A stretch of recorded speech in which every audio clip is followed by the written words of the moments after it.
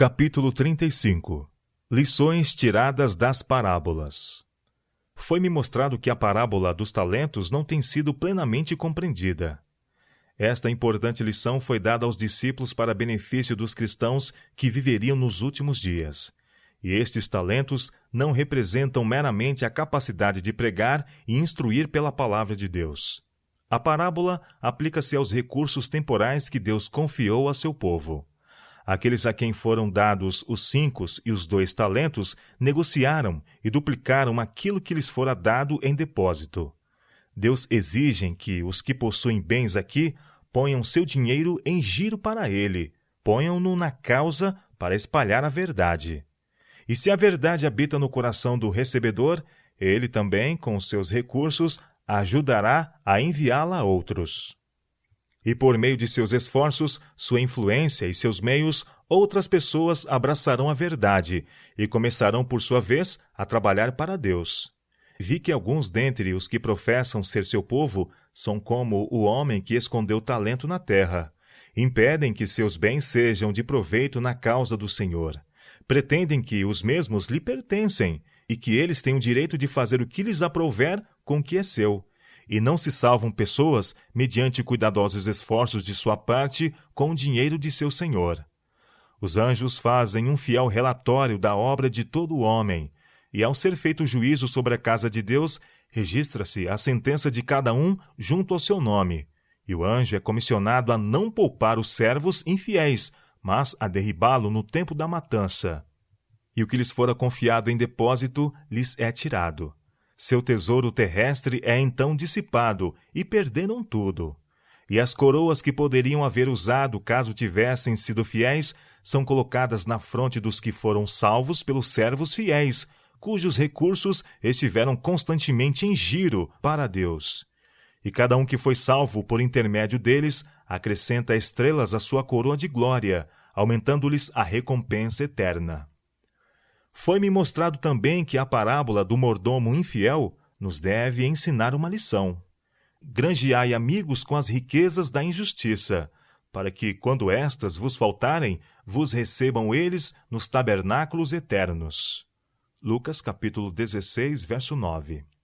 Caso empreguemos nossos bens para a glória de Deus aqui, depositamos um tesouro no céu. E quando todas as posses terrenas tiverem desaparecido, o mordomo fiel tem como amigos a Jesus e os anjos, para recebê-lo no lar, nas eternas moradas. Quem é fiel no mínimo, também é fiel no muito. Lucas capítulo 16, verso 10. Aquele que é fiel em suas posses terrestres, que são o mínimo, fazendo cuidadoso emprego daquilo que Deus lhes emprestou aqui, será fiel à sua profissão de fé. Quem é injusto no mínimo, também é injusto no muito. Lucas 16, verso 10. Aquele que retém de Deus aquilo que ele lhe emprestou, será infiel a todos os respeitos nas coisas de Deus. Pois, se nas riquezas injustas não fostes fiéis, quem vos confiará as verdadeiras? Lucas 16, verso 11. Se nos demonstramos infiéis no uso do que Deus nos empresta aqui, ele nunca nos dará a herança imortal. E se no alheio não fostes fiéis, quem vos dará o que é vosso? Lucas capítulo 16, verso 12. Jesus nos comprou a redenção. Esta nos pertence. Somos, porém, colocados aqui em prova, a ver se nos demonstramos dignos da vida eterna. Deus nos prova confiando nos bens terrenos. Se somos fiéis em dar abundantemente daquilo que ele nos emprestou, para levar avante sua causa, o Senhor nos pode confiar a herança imortal. Não podeis servir a Deus e a Mamom. Lucas capítulo 16, verso 13 e Mateus capítulo 6, verso 24. Se alguém ama o mundo, o amor do Pai não está nele. 1 João capítulo 2, verso 15. Deus se desgosta com a maneira negligente, frouxa, em que muitos dos que professam ser seu povo dirigem seus negócios mundanos. Parecem ter perdido todo o senso de que a propriedade que estão usando pertence a Deus e lhe devem prestar contas de sua mordomia. Alguns têm os negócios seculares em total confusão. Satanás observa tudo isto e dá o golpe no momento oportuno, tirando, por seu mau uso, muitos recursos das fileiras dos observadores do sábado, e esses meios vão para as fileiras dele. Alguns, já idosos, não querem tomar quaisquer providências quanto a seus negócios seculares, e inesperadamente adoecem e morrem. Os filhos, que não têm interesse na verdade, tomam a propriedade. Satanás manobrou da maneira que lhe convinha. Pois se nas riquezas injustas não fostes fiéis, quem vos confiará as verdadeiras? E se no alheio não fostes fiéis, quem vos dará o que é vosso? Lucas capítulo 16, versos 11 e 12.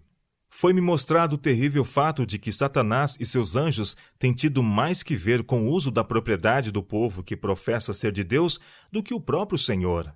Os mordomos dos últimos dias são imprudentes. Permitem que Satanás lhes controle as questões de negócios e leve para as próprias fileiras aquilo que pertence à causa de Deus, e nela deveria estar.